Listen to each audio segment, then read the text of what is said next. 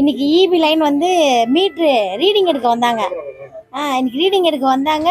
எவ்வளோ கரண்ட் பில்லுன்னு கேட்டால் 11,358 ரூபான்னு சொல்கிறாங்க.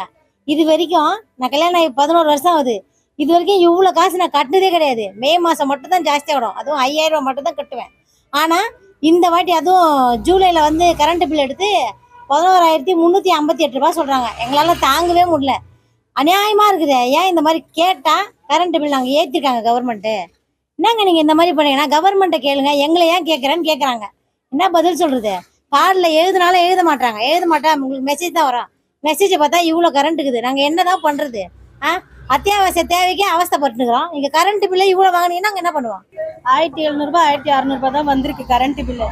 ஆனால் அதே இந்த மாதம் பார்த்தீங்கன்னா 7,517 ரூபாய் வந்திருக்கு.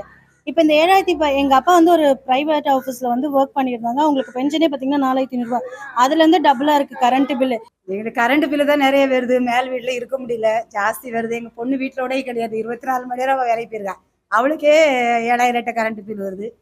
மொத்தத்தில் 2 பேருக்கும் சேர்த்து 18,000 கரண்ட் வந்துருக்கு. போன மாதம் தான் கட்டணும்.